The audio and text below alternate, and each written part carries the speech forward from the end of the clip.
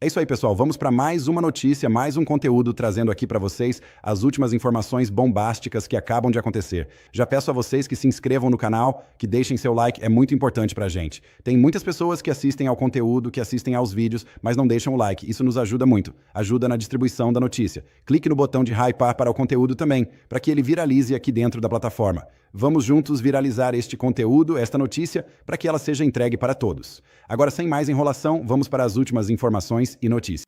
O projeto de lei da dosimetria. A gente tem acompanhado, claro, esse assunto muito de perto.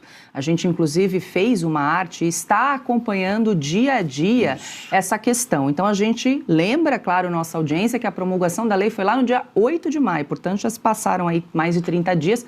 38 dias, hoje segunda-feira, sem que o ministro Alexandre de Moraes aplique essa lei da dosimetria que passou no Congresso, nas duas casas, de forma legal, com todos os trâmites regimentais. Ainda assim, tem duas ações ali que travaram o andamento dessa lei que foi aprovada e vários condenados já pediram, né, o recálculo das penas, mas o ministro Alexandre de Moraes segura o processo porque ele disse que ainda precisa analisar essas duas ações que atribuem constitucionalidade nessa lei da dosimetria aprovada pelo Congresso. Mas nós seguimos alertas e vigilantes por aqui. E o senador e pré-candidato à presidência da República, Flávio Bolsonaro, participou hoje de um fórum para discutir temas ligados ao desenvolvimento do Brasil, promovido pela revista Veja. Flávio Bolsonaro rebateu as críticas da oposição que o apontam como responsável pela possível implementação de tarifas dos Estados Unidos contra produtos brasileiros. O senador afirmou que o encontro com o presidente americano Donald Trump teve como objetivo solicitar que os Estados Unidos classificassem o PCC e o Comando Vermelho como organizações terroristas. Por isso aí é a narrativa falsa, como sempre da esquerda, né? A mentira virou o método do PT. E a partir do momento que eu fui convidado para os Estados Unidos, né, o presidente da maior democracia do mundo faz um convite a um pré-candidato. Eu não fui institucionalmente como presidente da República, que eu não sou ainda. E o pedido que eu faço a ele de classificar como terroristas, como IPCC, já que viraram organizações, né, que levam o medo coletivo, né, que impõem as suas próprias regras em diversas áreas que eles dominam em todo o Brasil. Mais de 25% da população, Maurício, vive em áreas dominadas, né, por esses narcoterroristas, e lavam dinheiro aqui no Brasil e a sua atividade criminosa ultrapassa as fronteiras do Rio de Janeiro, de São Paulo, do Brasil e da América Latina. Portanto, é natural, não é, Maurício, que qualquer presidente que realmente queira combater essas organizações narcoterroristas se alinhe, faça pactos de cooperação com outros países, como não ultrapasse essa linha. Disse ser favorável ao programa Bolsa Família. Muita gente tem um preconceito com relação a quem está no Bolsa Família, como se não quisessem trabalhar. É um erro isso. Quase 70% das pessoas trabalham informalmente. E não vão para a formalidade por quê? Aliás, essa é uma das críticas que porque se faz. tem medo de perder o benefício. E a gente tem que entender porque uma memória afetiva até. O Bolsa Família é estabilidade para quem já passou fome. Então a pessoa pensa o seguinte, olha, se eu arrumar um trabalho de carteira assinada e eu perder o Bolsa Família, e se eu perder o meu trabalho, como é que eu vou ficar? Vou voltar para aquela época que eu passava fome de verdade, que eu não tinha R$1 para ter o que comer, né, que eu tinha que pedir dinheiro no sinal de trânsito? Então a gente tem que entender essa lógica que passa na cabeça das pessoas que precisam disso, reafirmar aqui mais uma vez, garantir a elas que isso vai ser mantido. Flávio afirmou que, caso chegue à presidência da República, pretende manter uma boa relação com os demais poderes da República. Com os outros poderes, nenhuma sombra de dúvida que vamos ter que ter uma relação institucional, respeitar o que está na Constituição, né, de harmonia e independência entre os poderes. Só que o presidente Bolsonaro não foi vítima de ataque à instituição. Ele foi vítima do Alexandre de Moraes. Vamos deixar bem claro, que é bem diferente. Até hoje, o Alexandre de Moraes continua trazendo o Supremo Tribunal Federal para dentro desse buraco negro de confusão dele. Quer dizer, as brigas dele, ele traz o Supremo todo para junto. E a consequência está aí. O Supremo Tribunal Federal, em pesquisa de opinião, às vezes tem a credibilidade igual do Congresso, coisa que nunca aconteceu antes. Mas tem que ser uma relação respeitosa. O presidente da República indica ministro do Supremo, Maurício. Quem tira é o Senado Federal. Ana, começamos com você. O senador Flávio Bolsonaro participou desse evento hoje em São Paulo. Em relação a essa questão das tarifas, o governo Lula tem tentado colar aí, né, no senador Flávio Bolsonaro essa questão do tarifaço que ocorreu na sequência da visita do senador ao presidente americano Donald Trump. Fato também que ocorreu na sequência da visita foi a classificação das organizações criminosas como terroristas. Mas falando da questão das tarifas, elas vão ser implementadas, tem aí prazo limite 15 de julho. A gente pode chegar aí a uma tarifaço de até 37,5%, se a gente somar os 25%, mais aqueles 12,5% que foram atribuídos depois ali com a seção 301. Ana, já aproveita para a gente dar um panorama como é que está essa situação. Bom, vamos lá. Não dá para escolher assim, tanto a esquerda quanto a direita também. Não, o PCC, a designação do PCC e CV como terroristas, como grupos terroristas. Isso aconteceu por causa do Flávio, as tarifas não, e vice-versa, a esquerda dizer não, o PCC não aconteceu por causa do Flávio e as tarifas sim. Caso o PCC em questão, o PCC e o Comando Vermelho, principalmente o PCC, eles estão no radar dos americanos desde 2010. Em 2021, foi o primeiro documento oficial do Departamento de Estado e do Departamento de Tesouro falando sobre o PCC e da infiltração do PCC até em estados americanos. Isso é importante a gente falar porque as eleições americanas, nos 50 estados, são eleições que cargos importantíssimos são cargos eletivos, como xerife, juízes, ou seja, não é só governador, prefeito ou o legislador. Isso preocupa bastante os americanos, porque a gente sabe, por exemplo, que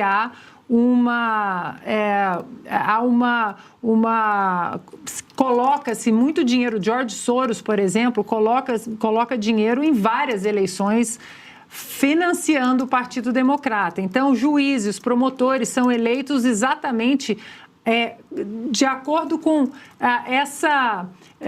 o Partido Democrata e essas eleições sendo sustentado pelo dinheiro do George Soros. E a preocupação dos americanos é exatamente o PCC alimentar esse tipo de campanha. Imaginem o PCC com promotores nos Estados Unidos, com juízes, com xerifes, enfim.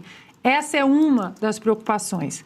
Em 2024, ainda sob a administração Biden, um dos líderes do PCC sofreu sanções e foi parar na lista da OFAC, que é o Gonçalves.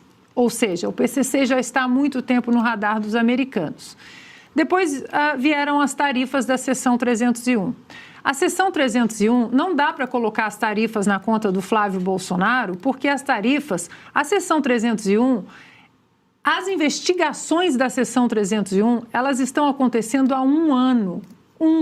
São vários tópicos dentro da seção 301, de PIX, a censura, as Big Techs, as tarifas comerciais entre Brasil e Estados Unidos. Nós estamos falando de um processo técnico a longo prazo, quase um ano. E já estava pré-estabelecido que a conclusão seria agora. O Brasil ainda tem até 15 de julho para decidir se quer conversar com o governo americano ou não. Outro ponto da entrevista do senador Flávio é em relação à harmonia, né, dos poderes. E aí a gente precisa pedir que os poderes esqueçam essa harmonia, porque a harmonia tem demais. O que a gente quer é independência. Independência dos poderes. A harmonia a gente já tem. E aqui eu vou deixar uma sugestão para o pré-candidato Flávio Bolsonaro e todos os outros candidatos da direita também, o Caiado, o Zema, porque eu acho que é um ponto importante e eu decidi que eu vou bater nesse ponto porque eu acho que é uma coisa que o brasileiro acho que gostaria de saber. Diante de tudo que nós temos visto, do aparelhamento do Supremo Tribunal Federal, do ativismo do Supremo Tribunal Federal, quem sabe os candidatos não divulguem uma pré-lista de possíveis indicados ao Supremo Tribunal Federal, caso eles vençam a eleição. Esse é um ponto hoje muito importante. Se você perguntar qualquer brasileiro que está imerso na vida política do Brasil, hoje Quantas pesquisas mostram que o Supremo Tribunal Federal não tem já uma entrada tão positiva com o Brasil, com o brasileiro, porque o brasileiro sabe do ativismo do Supremo. Então, será que nós não temos o direito de pedir para que esses candidatos divulguem uma pré-lista de possíveis indicados, caso eles vençam? Porque o Donald Trump fez isso em 2016, e muita gente acabou votando em Donald Trump, que é o chamado a single issue voter, aquele eleitor que vota por uma razão apenas. Muita gente em 2016 ajudou na eleição, na surpresa, né, aquela grande surpresa da eleição, votando em Donald Trump por causa da pré-lista que ele indicou para a Suprema Corte, exatamente para rever alguns pontos ativistas da Suprema Corte americana. Caridade, sim, mas principalmente reverter a questão do aborto. Os evangélicos votaram em peso em Donald Trump por causa das indicações conservadoras. Então, fica aí uma ideia, porque eu acho que o brasileiro está, além de tudo da corrupção, o brasileiro está farto do ativismo político dos ministros do Supremo Tribunal Federal. Diga, Augusto. A Ana teve a grande ideia e eu tenho o nome a apontar aí que resolveria esses dois problemas ao mesmo tempo. Lincoln Gakia é o promotor de justiça, né? Ele vem do Ministério Público, é isso mesmo, que está praticamente sem exercer o direito de ir e vir com inteira liberdade há 10 anos, desde que começou a combater o PCC. Quando foi descoberto aquele plano que previa o assassinato do Sérgio Moro, havia 2 nomes, Sérgio Moro e Lincoln Gakia.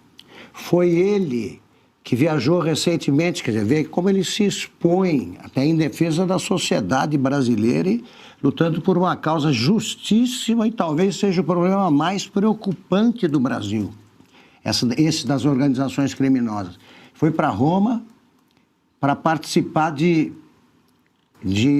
reuniões importantes para decisões para esse fechamento do cerco às finanças do PCC.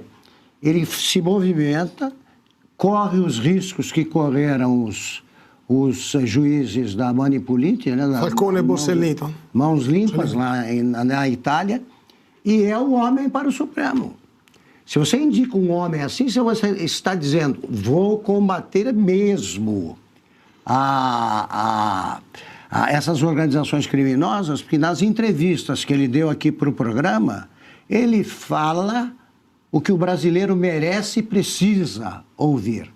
É só quem indicar esse nome vai mostrar que pretende um outro Supremo. São quantos indicados nos próximos 4 anos? Parece que 3, né? 3. Um outro nome que, inclusive, correu na lista do ex-presidente Michel Temer, o doutor Ives Gandra Martins Filho. Também. O filho do doutor Ives. Perfeito. E aí, Michel Temer decidiu colocar Alexandre de Moraes. Então, a presença... Ele estava na lista. É isso aí, pessoal. E bora para mais uma notícia. A ala do STF articula atuação direta nas eleições e pode esvaziar peso do TSE. Com o TSE presidido por Cássio Nunes Marques, magistrados discutem mecanismos jurídicos para ampliar presença da Corte no pleito de outubro. Ministros do Supremo Tribunal Federal discutem internamente mecanismos para ampliar a presença da Corte no processo eleitoral de 2026 em frente que pode reduzir o protagonismo do Tribunal Superior Eleitoral. Segundo a apuração do jornalista Bela Megali, do O Globo, ao menos 4 magistrados avaliam que o Supremo deve atuar em situações específicas durante o período eleitoral, sobretudo para realizar correções em propaganda eleitoral. A iniciativa parte de uma avaliação interna de que o TSE, sob a presidência de Cássio Nunes Marques e com André Mendonça na vice-presidência, não pode não adotar o mesmo nível de rigor de administrações anteriores no combate ao que os magistrados consideram ser desinformação. Caso o TSE não responda com a agilidade e firmeza esperadas por parte desses nomes na Corte, cresce a possibilidade de atuação direta do STF em determinados casos eleitorais. À frente já tem acontecido em casos envolvendo o ex-governador Romeu Zema, o senador Flávio Bolsonaro e o senador Alessandro Vieira, todos pré-candidatos e alvos de medidas do Supremo. Aliados do presidente Lula avaliam que a decisão de Nunes Marques de suspender uma pesquisa que apontava queda nas intenções de voto de Flávio Bolsonaro pode abrir um precedente perigoso.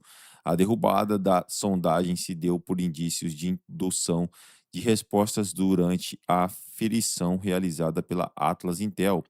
A fundamentação de Nunes Marques foi considerada suficiente para que Edinho Silva, do PT, afirmasse que a sigla respeitaria a decisão sem questionamentos ou críticas. É isso aí, pessoal. Agradeço a vocês pela companhia. Se não é inscrito no canal, se inscreva. Deixe seu like e o seu comentário. Valeu!